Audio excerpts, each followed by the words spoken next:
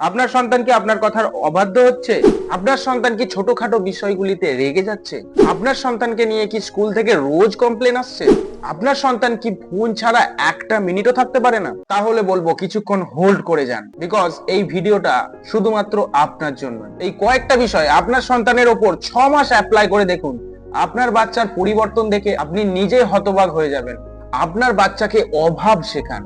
অভাব মানে বলছি না অর্ধেক খাইয়ে রাখুন, ছেঁড়া পোশাক পরিয়ে রাখুন, জামা কাপড় কিনে দেবেন না, টিফিনে না খাইয়ে রাখুন। তাকে বিলাসিতার অভাব শেখান। রাতে হঠাৎ পিৎজা বিরিয়ানি খেতে ইচ্ছা করলেই পাওয়া যায় না, তাকে এটা শেখান। প্রতি রবিবার মাংস খেতেই হবে এমন কথা নেই, তাকে এটা বোঝান। একজোড়া জুতো পুরনো হয়ে গেলেও বহুদিন ব্যবহার করা যায়। টিফিনে মুড়ি বা রুটি নিয়ে গেলে কেউ গরিব হয়ে যায় না, বা গরিব হওয়াটা কোনো অসম্মানের না, তাকে এটা শেখান। আপনার সন্তানকে আদব কায়দা শেখান। আধুনিকতা মানেই কেবল দামি পোশাক আশাক নয়, আধুনিকতার অর্থ হলো উন্নত এবং উপযোগী মানসিকতা। মা মানেই মেশিন, বাবা মানে কোষাগার, এই ধারণা যেন কখনোই না আসে, এটা লক্ষ্য রাখবেন।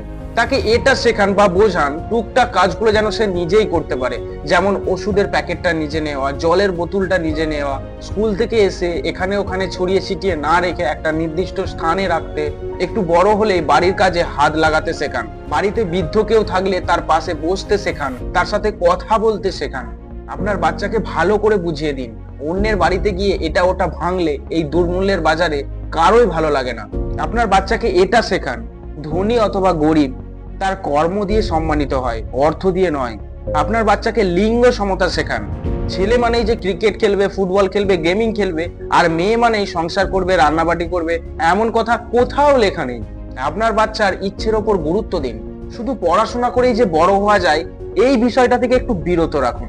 আপনার বাচ্চার অদম্য চেষ্টা এবং জেদটা দেখুন কোন বিষয়টার ওপর সব থেকে বেশি আছে। সেটা ছবি আঁকা হোক, নাচ হোক, গান হোক, যোগব্যায়াম হোক, ক্রিকেট হোক, ফুটবল হোক, এক্সেট্রা, যে কোনো বিষয়ের ওপর হোক না কেন, তার ইচ্ছার ওপর উৎসাহিত করুন। আপনার বাচ্চাকে ড্রেসিং কোড সম্বন্ধে শেখান। অনেকেই বলে পোশাকে কিছু যায় আসে না, আমি বলবো অবশ্যই যায় আসে। কোন জায়গাতে কোন পোশাকটা দরকার এটা সব থেকে গুরুত্বপূর্ণ বিষয়। 80% মানুষের এই বোধটাই নেই। ভালো করে ভেবে দেখবেন, নয়তো বড় বড় প্রতিষ্ঠানগুলোতে ড্রেসিং কোড থাকতো না, স্কুলগুলোতে ইউনিফর্ম থাকতো না। তাকে এটা বোঝান বিয়ে বাড়িতে গেলে কোন পোশাকটা পরতে হয়, শিক্ষণীয় জায়গায় গেলে কোন পোশাকটা করতে হয়, একটু ভেবে দেখবেন। নইলে ইন্টারভিউ গুলোতে ফর্মাল ড্রেসের কথা উল্লেখ থাকতো না।